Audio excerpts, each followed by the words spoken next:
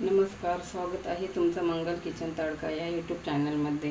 आज मी तुम्हाला अंडा खिमा कसा बनवायचा ते दाखवणार आहे, तेव्हा तुम्ही हा माझा व्हिडिओ शेवटपर्यंत बघा आणि माझ्या चॅनलवर नवीन असाल तर माझ्या चॅनलला सबस्क्राईब करा, जेणेकरून मी जे व्हिडिओ अपलोड करेल त्याचं नोटिफिकेशन सर्वात अगोदर तुम्हाला पाहायला भेटेल।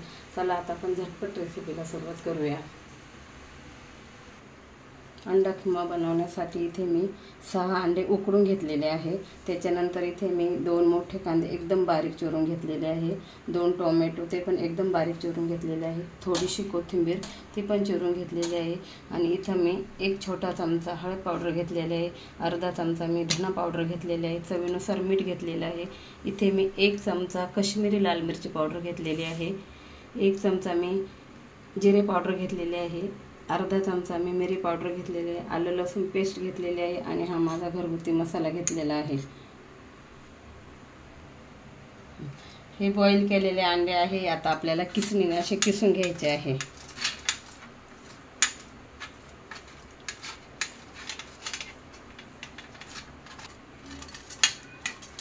हे बघा, या पद्धतीने किसून घ्यायचे आहे। आपण आता हे सर्व अंडे असेच किसून घेऊया। हे बघा, सर्व अंडे किसून झालेले आहे।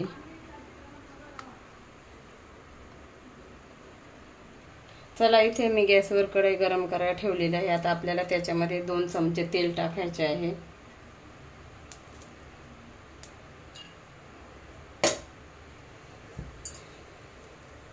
तेल गरम होऊन द्यायचं चांगलं।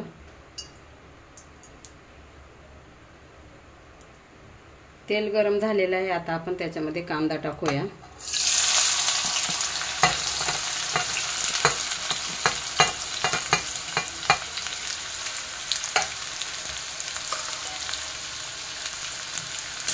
चांगलं परतून घ्यायचा तेलामध्ये असा।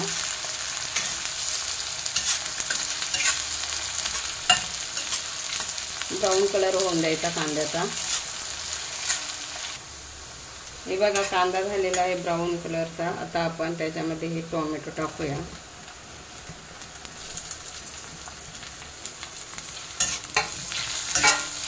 चांगलं परतून घ्यायचे। आपण आता आलं लसणाची पेस्ट टाकूया, चांगलं हलवून घ्यायचं असं।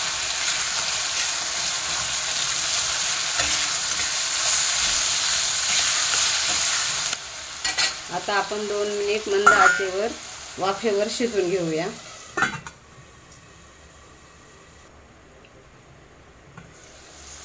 हे बघा, चांगलं व्यवस्थित परतलं आहे कांदा आणि टोमॅटो। आता आपण त्याच्यामध्ये मसाले ॲड करूया। धना पावडर, घरगुती मसाला, काळी मिरी पावडर, हळद पावडर, जिरे पावडर, काश्मीरी लाल मिरची पावडर आणि हे चवीनुसार मीठ।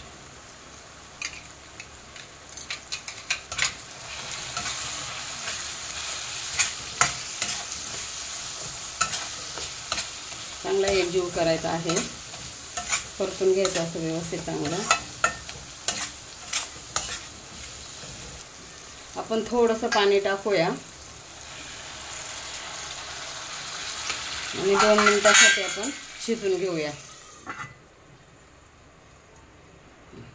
हे बघा, 2 मिनिट शिजून झालेलं आहे, छान कलर आलेला आहे। आता आपण त्याच्यामध्ये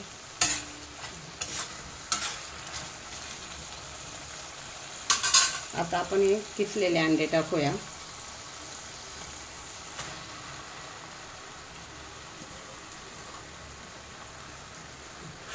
चांगलं एकत्र करून घ्यायचं।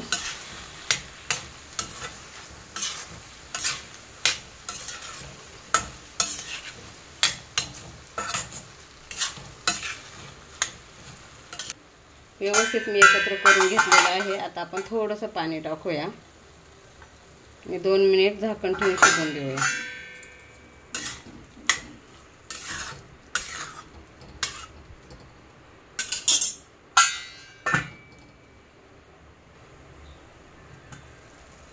हे बघा, आपला अंडा खिमा तयार झालेला आहे। आता आपण थोडीशी वरून कोथिंबीर टाकूया।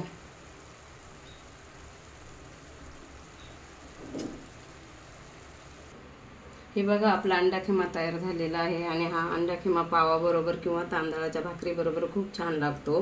ही रेसिपी तुम्ही नक्की ट्राय करा, एकदम साधी सोपी आहे। आणि माझा व्हिडिओ आवडल्यास माझ्या चॅनलला लाईक करा, शेअर करा, सबस्क्राईब करा। पुन्हा भेटूया आपण पुढच्या व्हिडिओमध्ये, तोपर्यंत धन्यवाद।